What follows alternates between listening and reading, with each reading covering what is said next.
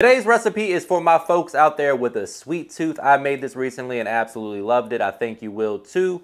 I'm going to show you how to make the most delicious apple pie empanadas. Meet me in the kitchen. Let's make it happen. And this episode is sponsored by Caraway. Caraway is a non-toxic kitchenware brand that offers high-quality kitchen essentials that upgrade your at-home cooking experience. Cooking with stainless steel can be a little bit intimidating if you're new to it, but it's one of the best ways to do it. A lot of your favorite restaurants are using stainless steel pans, and the main thing that you want to keep in mind is to preheat it properly. A good test for that is pouring a little bit of water into your stainless steel pan. If it boils and evaporates, it's not quite hot enough. What you want to see is the water bead up on the pan and kind of dance around. And that, my friends, is how you know your skillet is nice and hot and ready to use. You want to use a high smoke point cooking oil, something like avocado oil. What I love most about this collection is the design. Caraway stainless steel is crafted from lightweight 5-ply steel, which is going to maximize the durability and longevity of all of these pans. Stainless steel is built to evenly distribute the heat, which helps avoid having cool spots and uneven cooking for your food.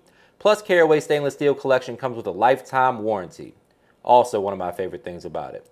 With more than 65,000 5-star reviews, Caraway proves to be more than just a pretty pan. And they are pretty. What I recommend is getting this set because you're going to save a lot more money than buying them all individually. The set comes with 4 pans, 3 lids, and storage. It's the ultimate kitchen setup, and it saves you 20% versus buying all of them individually. And right now you can get an additional 10% off using code MAKEITHAPPEN at checkout. The link is in the description. That's code MAKEITHAPPEN for 10% off.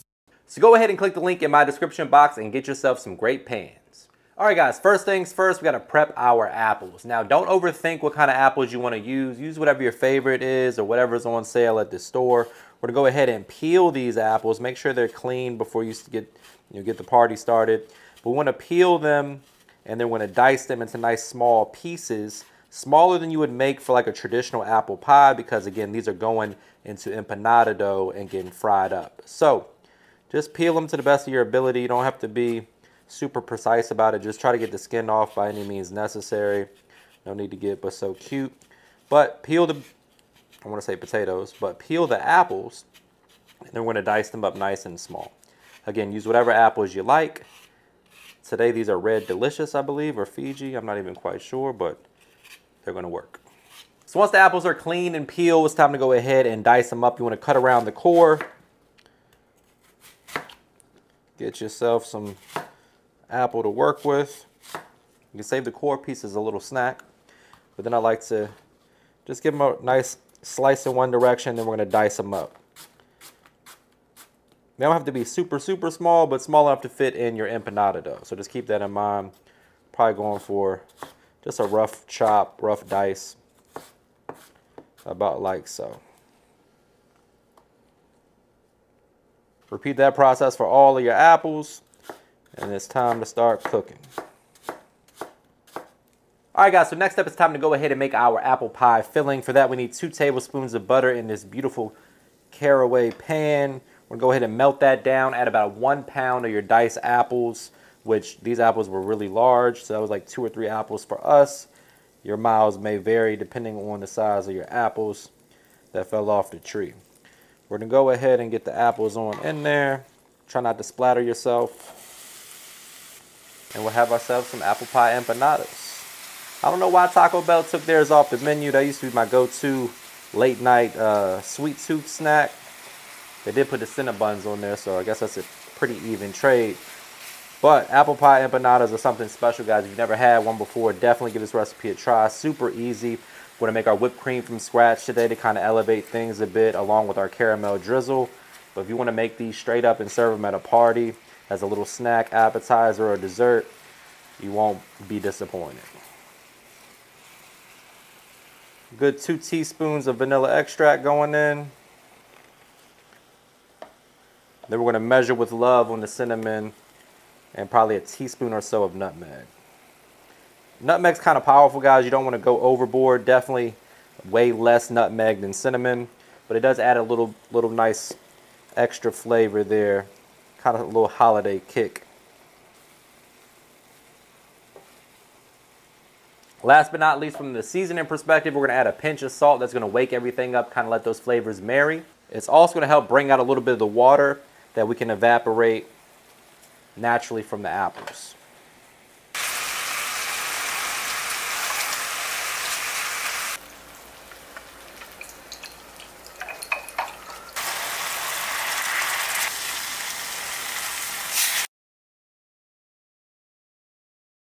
All right, guys, next up, to take this up another notch, we're gonna go ahead and make some homemade whipped cream. Totally optional. You use Cool Whip or the stuff that you spray, or what's that thing called? You know what I'm talking about, the whatever you call that. We're gonna go ahead and pour in 1 cup of heavy cream, 2 to 3 tablespoons of white sugar, depending on your preference on the level of sweetness. And then I'm going in with about a teaspoon of vanilla extract. We're gonna eyeball it. So just beat this until peaks form. We're gonna start on medium-low and work our way up. Probably takes about 5 to 10 minutes depending on the speed that you're using. So just be patient with it. Homemade whipped cream is always a little bit better, less, BS ingredients that you get from the grocery store, a little healthier. And it makes you look cool, like you know what you're doing. When you got some guests over, like, what are you doing? I'm making homemade whipped cream. People don't realize how easy it is. All right, folks, if you're feeling a little lazy, I don't mind if you skip the homemade whipped cream, but nothing beats homemade caramel, and I'm gonna show you a real simple recipe how to make that today. We're going in with 1 cup of white sugar over medium to medium-high heat. That's the only thing we're adding in right now. We're gonna allow the natural process of this to kind of cook down. It'll start to turn color on you and thicken up, at which point we're gonna add 6 tablespoons of room temperature butter off the heat. It's gonna get kind of violent, and that's what's gonna, kind of scare people a little bit, but don't panic. It's very normal. You'll see what I'm talking about in a second.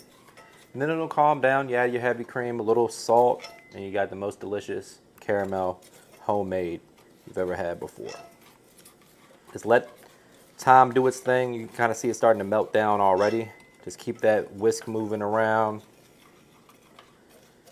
3 to 4 minutes will pass, and you'll see it start to form like crystals almost. And that's how you know you're just about where you want to be, where it cooks down and melts completely. Now, my friends, once your mixture is completely cooled to at least room temperature, preferably a little chill, we don't want the empanada dough to split before it goes into oil. We have 5-inch discs here, which are a little bit on the smaller side, but good for dessert. We're gonna go ahead and scoop in our filling. You want it to be full, but you don't want to overdo it either. So just try to, it might take you 1 or 2 to kind of get the proper ratio down pat. All right, so I'm a big fan of adding a little bit more than you think you need, because I'd rather have too much than not enough, but we're gonna see. You can kind of stretch it a touch and then roll it on over, and then we're gonna use a fork to seal it. Just press down firmly, crimp the edges so they seal. Do that all the way around the empanada.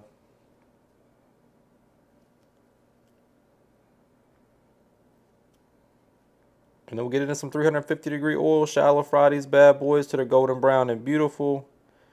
Dress them up how you see fit, and you're gonna have yourselves a delicious dessert. The kids will love this one too. All right, guys, oil's at 350. Now it's time to go ahead and add in the empanadas. We're shallow frying these. Just be careful when you add them in so you don't splatter up a bunch of oil on yourself. This size frying pan, we can get about 4 in at a time. And these fry up super fast, guys. So about 3, 4, maybe 5 minutes at the most, depending on the size of your empanadas. We'll go ahead and flip them halfway through. Make sure they get golden brown and beautiful. Cook evenly on all sides. Then we're gonna add them to a wire rack to drain and cool off. And it'll be time to plate this up. All right, guys, it's time to go ahead and plate this up. We're gonna make sure that this is nicely coated in our cinnamon sugar mixture. This is the part where I say, brace yourself for a trademark money shot. Say it with me, guys. Looking good. The only thing left to do is dig in for the taste test. But before we do that, please take a quick second to subscribe to the channel. Make sure you hit that bell to enable notifications as well. All right, folks, time for my favorite part of the job. Now that looks delicious. If you got a little ice cream, you can serve it up with some vanilla ice cream. If you don't care about the size of your back, let's go ahead and break into this bad boy. Nice clean break. Hopefully the cameraman's getting that, because that's money. Oh man, that's what we call a money shot. Get some of that homemade whipped cream in there. Here we go.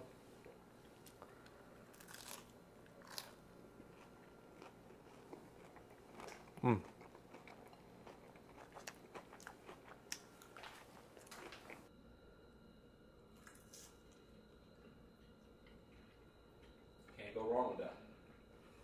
That's money. Oh man.